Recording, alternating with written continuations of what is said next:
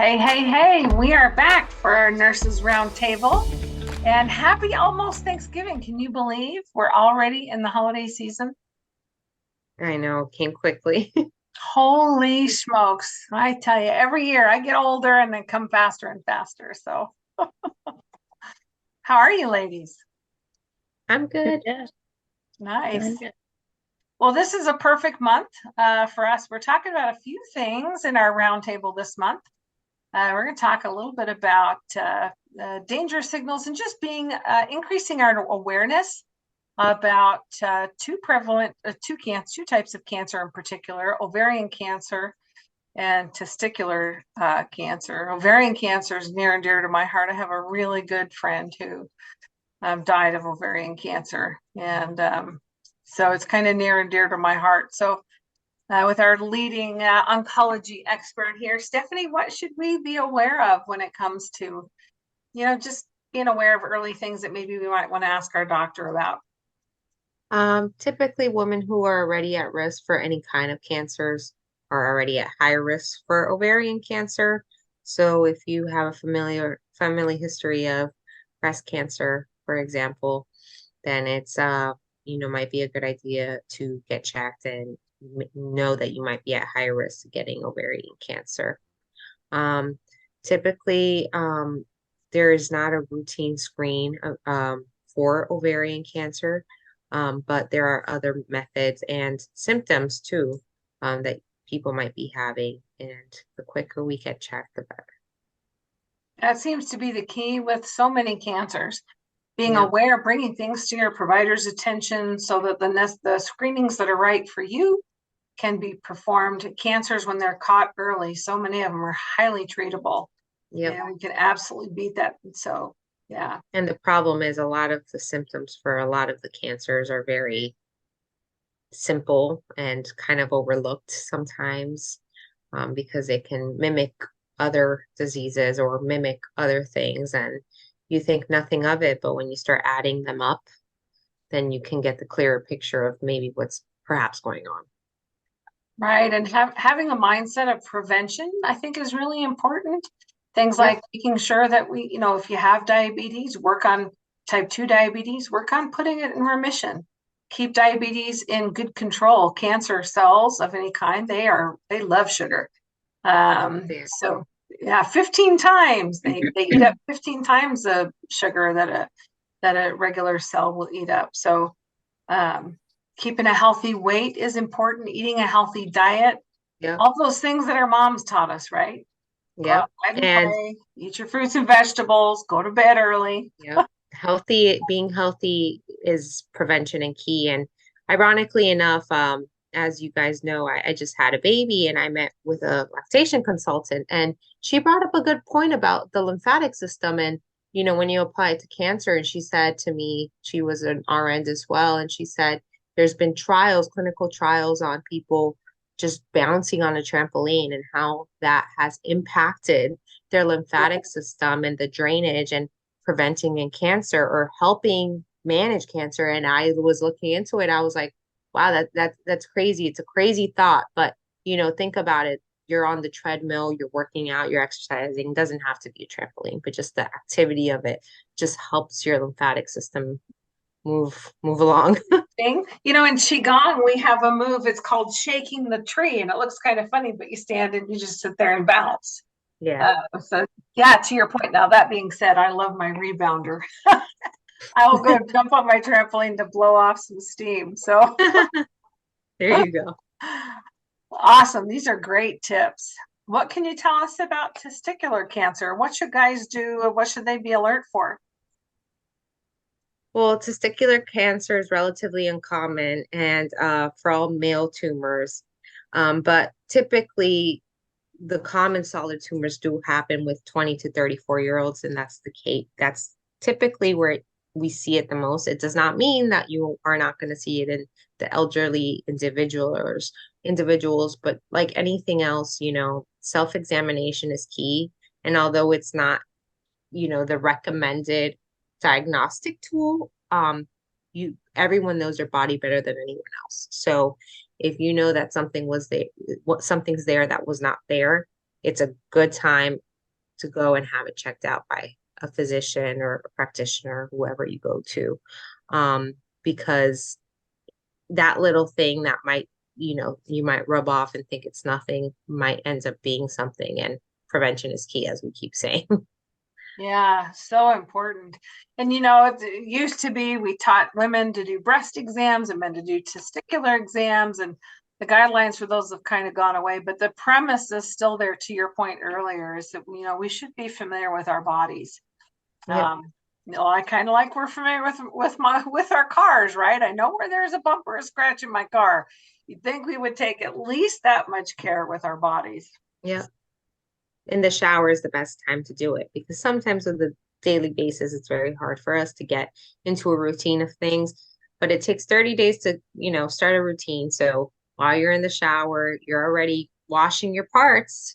Yeah. Might as well just self-examine, touch, see, make sure there's no bumps, lumps, irregularities, discoloration, um, just anything that's odd and was not prior there is an indicator to go get it checked out. Yeah, and have it checked out. Interesting, where we also specialize in kidney disease. When folks have had a transplant, it's really Yeah. important for people to remember, because the immunosuppressant therapy that they're Yeah. on, they do have a higher risk for cancer. So even some of these cancers that are rare, it's really important to just be aware of and screen for. Yeah. Oh yeah, because even those people, I think the guidelines when I was in the hospital was 5 years. So if you had had cancer Yeah. anywhere within the 5 year mark, you were not adequate enough to receive the transplant. But you could have had cancer 6 years, qualified for a kidney, and then all of a sudden you're in remission because you're taking immunosuppressants. So Yeah. being more mindful of it and knowing that reoccurrence can happen, especially after years of being in remission, is important. Yeah. Vigilance. We don't want people to be worried about things, but we just want to be aware, right? So we don't have to freak out and don't have to be like a monk, right? We're all afraid about things, but just to be aware. Well, if we could switch gears and talk about one of my favorite things as we come into the holidays, Thanksgiving and Christmas. Oh, I love baking bread, and you've got the turkey, and I love making homemade cranberry sauce and cheesecake. And you guys know I could absolutely slip away into a coma with praline pie, right? So I don't touch it anymore. But holidays can be a really tough time Yep. for folks who either have kidney disease or have a risk for kidney disease, or folks with cancer. We've talked about how, maintaining appropriate sugar levels is important also for cancer. And to be honest, diabetes is so rampant globally, even, that I think it behooves us to take a minute and talk about, maybe some strategies, some of our favorite things that we can do to help folks who, maybe I'm still working on a goal to lose the weight after my baby. We don't have to mention that she's in college now, right? Anyway, we start off the year with a really good intention. We're going to eat healthier, we're going to lose weight, or we're going to get our A1C down, and we're going to do good things with her. Oh, and then we got Halloween, and now we got Thanksgiving, and now we got Christmas. Yep. What are some of your favorite strategies? Maybe we can kick it off with you, Nancy. What are some of your favorite strategies that you'd like to share with folks to help them, not fall off the wagon too far during the holidays? Right. Well, I think first and foremost is portion control, because there's so many different dishes and we want to try all of them. Of course, we should stay away from the ones that will really do harm, that day. But, it's okay to have like a little bit, of the sweet, in portions. That's my favorite thing, because you don't want to always feel as if you can't have anything, or Right. you can't have anything sweet, or you can't have, certain things, because that, I don't know about anybody else, but that just makes me want it even more, Yeah, it you know? sets you up for failure. Right, right. So I feel that portion control is a really big strategy that you can have, just little, Thanksgiving plates are usually big, so just, little here, little here, little there. Proteins, turkey. Yeah, I mean, if it's lean turkey, I usually have, a good amount. But if it's, things like sweets, like sweet potato casserole, which I love, but again, portion control. When it comes to desserts, portion control. We could, like we were talking earlier, we can make a dish to bring. If I'm a diabetic, let me make a dish to bring that I can enjoy without the guilt. Yeah. So that's definitely a good strategy there as well. So that's Yeah, that's what I. it's interesting that you talked about portion controls because, many years ago, we removed all of our regular plates and we put in salad plates because, you look at a regular, to your point, some of them are like a trough, right? Right. Mm-hmm. Maybe setting the plate, your dinner table with a salad plate is, Yeah. because it's nice. You want to look at a nice full plate. Well, it can be full. And I know for me, this month, my challenge for myself has been one serving and one plate. So I don't have seconds. I have one plate, move my dish. And then Yeah. I picked up pickleball. So I'm learning to play pickleball on the VR so that I'm doing something active after dinner. But, portion control, I love Yep. that. Yeah. And to add to that, so what is portion control? Because portion control to everyone might mean different amounts. You want to quantify that amount. Yeah. So as she was saying, Nancy was saying, it just, you want to do at least if you have a normal plate, half of your plate should be, protein if you want. And then you can do the next, little, what would you, half of the other half be Yeah. veggies and then a little quarter be starches or a fist. You can use fistfuls as well. So if it's something that is, I don't want to say bad, but not great, just portion control with the fist, the size of your fist, that's your serving size, and that's what you should get, and that's the only thing you should get. I love There you go. Yeah. Yep. this from many years ago. The plate method is one of my favorite tools. And matter of fact, when my kids were little, you know how kids are.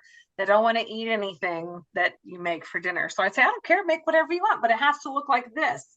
Right? So to your point, half of your plate, if you look at your plate and half of it's vegetables, you're most of the way there.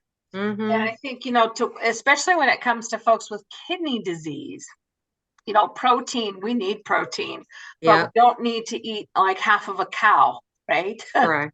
It should be, and to your point earlier, a fistful, right? So 2 fistfuls for your vegetables, a fistful for your bread or your starch or your grain, fistful for your protein.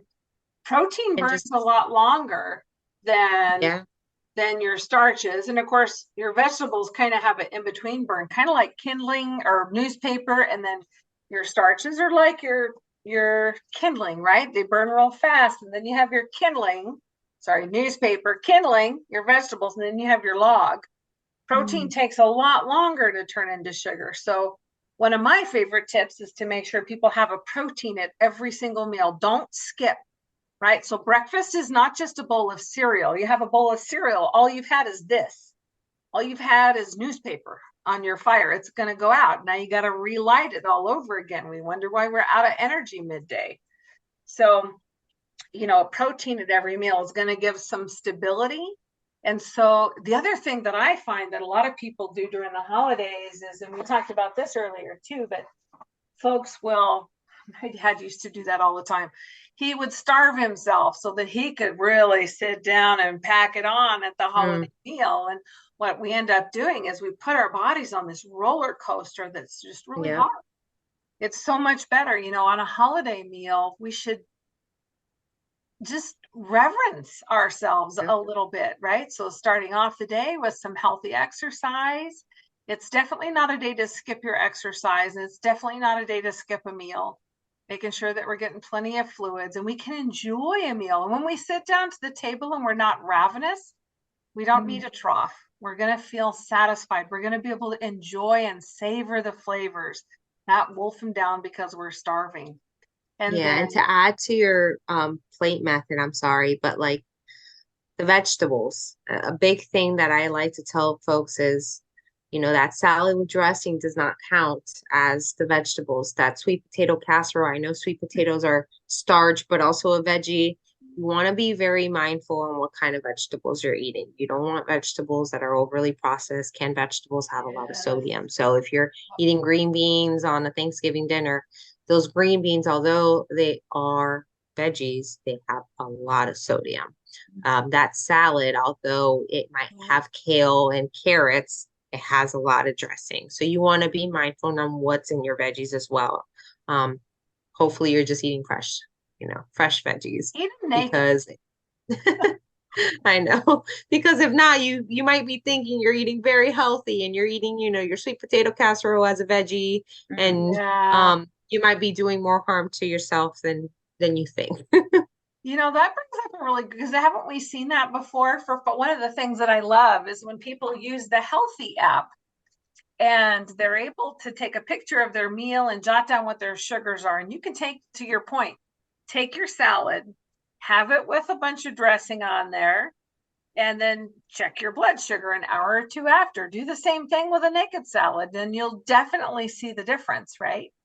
Yeah, My tip for experiment. salads, by the way, a little bit of salt and a lot of lime or lemon. Ooh. Or if you want to add a little bit of vinegar too, like a vinaigrette typically does very well. Just a little salt. I know, especially with kidney, you're salt restricted, but a pinch of salt, I promise you, has less sodium than Yeah, a yeah. container of a salad dressing. And the And salt that we can see, we can control that, but it's the Yep, hidden, sneaky sources of salt that'll get you in the behind every time. correct.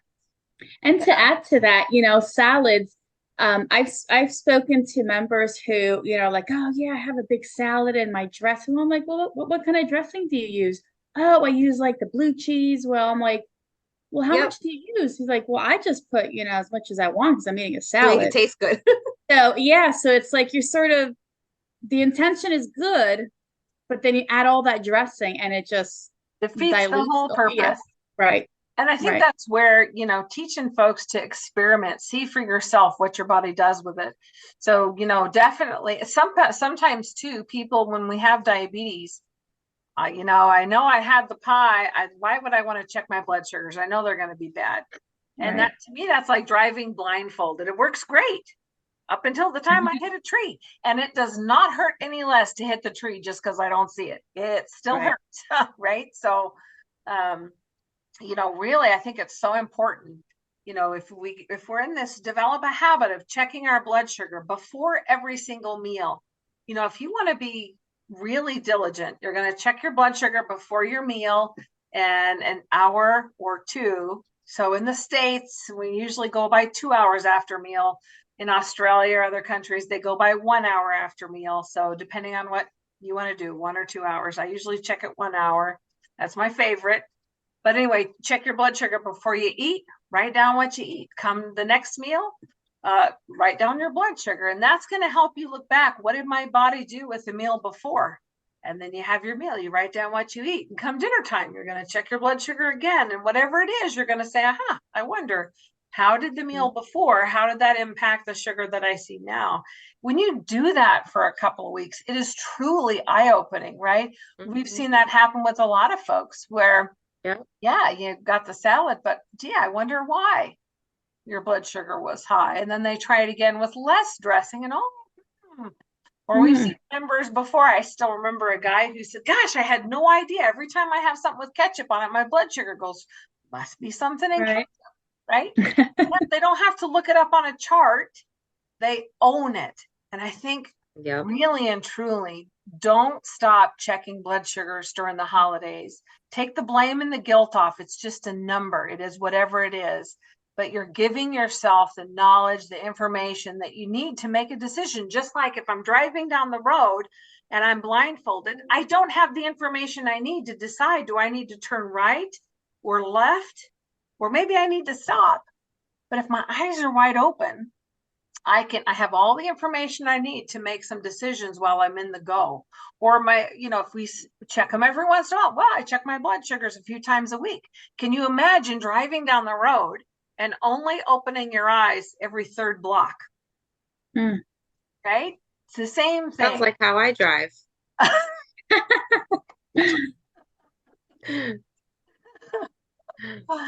Uh, or exercise, one of my other favorite things. Grab your sweetheart by the hand, go for an after dinner walk. Isn't it romantic? Just get your steps in. Don't cheat on yourself. You'll feel so much better, right? I mean, haven't you had holidays where you did it right and you felt good? Yeah. Now you've had other Yeah. holidays where you don't do it right and you slug around. Holiday comes and goes and you spent the whole time in your pajamas. Yeah. And just think the gym's going to be mostly empty when you go on a holiday because a lot of people don't go. But if you're the one that's going, I mean, really shows determination for yourself. Yeah, absolutely. Yeah, so some of our favorite tips. Are we missing anything? Any other tips that we have to share? Just drink your water. Hydrate, Yes. hydrate, hydrate. Hydrate, drink your water. Absolutely. Well, we hope everybody has a fantastic holiday. Holidays are a perfect time to kick off new habits of self-care. You deserve it. You deserve to feel good and feel vibrant. And, you know, it's interesting too. We are where we are today because of the things that we did yesterday and the day before and the day before that, the things that we did without thinking. That's true. And 5 years from now is coming, right? 10 years from now is coming. And what that's going to look like, what we're going to look like and feel like, that's determined by what we're choosing to do right now today. And so if we didn't do it right yesterday, it's okay.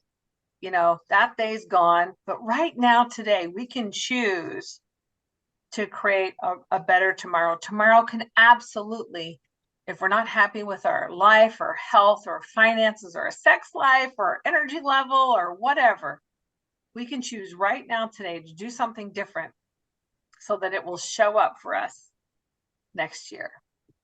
Right. And Yep. don't be hard on yourself if you did something, you know, that you weren't supposed to today. Tomorrow's another day. Yeah. Another day to start.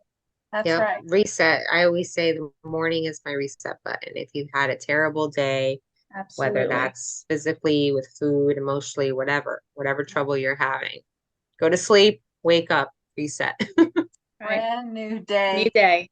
Yeah, give yourself permission. If you're having a hard time giving yourself permission, well, call us, right? Your nurse coach will absolutely give you that reset. There's no judgment here. Life is hard enough, and mastering ourselves, that is the ultimate challenge, is figuring out what things do we need to do so we can be and enjoy our best selves. Yep. Right. Yeah. Well, ladies, until next month, have a good one. Happy holidays. Bye-bye. Yeah, happy holidays.